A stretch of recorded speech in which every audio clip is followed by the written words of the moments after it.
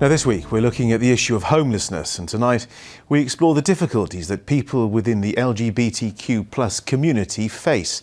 Figures suggest that 24% of the UK's youth homelessness population identify as LGBT, with some believing that it affects their chances of securing a rental property.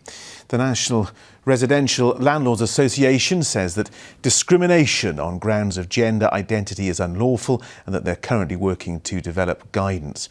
Our reporter Kate Lewis has more.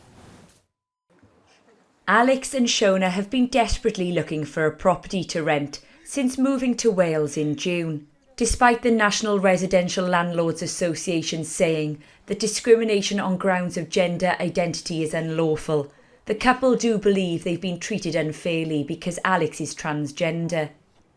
We've got all the cash up front, that's what I'm saying to all the letting agents. We got the deposit, we got a month's rent here in cash. Please find us somewhere. Shona and Alex have viewed or expressed interest in around 35 properties, but each time were unsuccessful.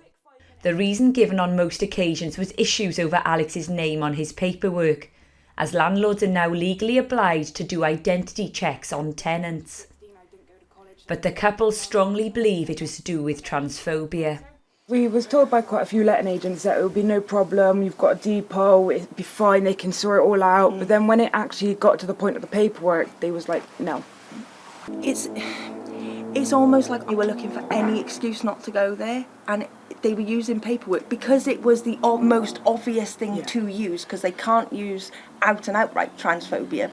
The couple say they've also encountered more direct homophobia and ignorance.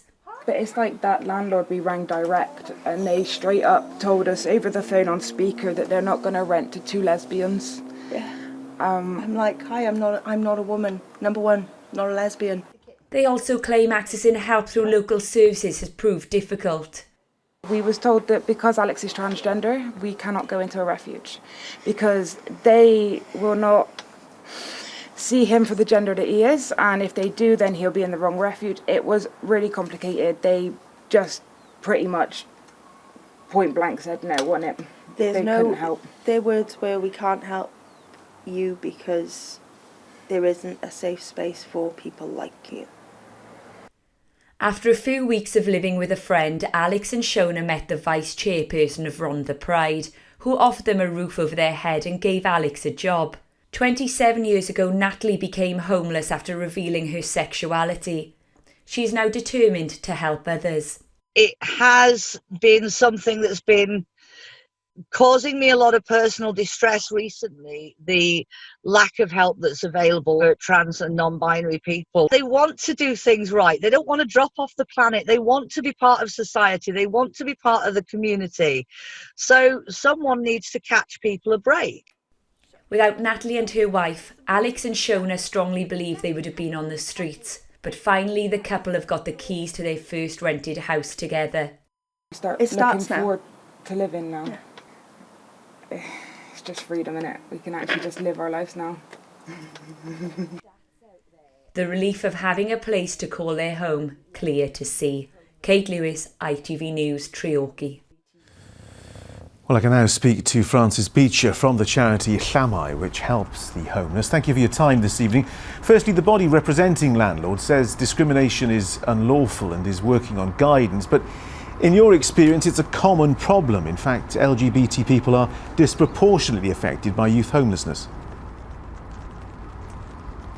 Absolutely. LGBTQ+ young people are over 4 times more likely to be homeless just as a consequence of being themselves, and that is a really scary statistic. Now, in the report there, Alex and his partner talk about the issues around his paperwork. Does more need to be done to help people like Alex, who are in the process of changing documentation into a new name? A lot more needs to be done. We know, as I just said, that LGBTQ+ young people are more likely to become homeless. We also know what we need to do about it. We can, for example, put in more services, early intervention and prevention services that can reach people far earlier. And we also know that we need more services for the young people more likely to become homeless. And that's LGBTQ plus young people, young care leavers, and young people who have been involved in the Youth Justice Service. We only have one LGBTQ plus homeless project in Wales. Just one, a remarkable project in Denbighshire, run in partnership with the Council and Viva and Llamau. But we need at least four to support and help young people, and I don't think that's too much to ask for. And who's going to fund those projects? Is there more the Welsh Government could be doing, in your opinion?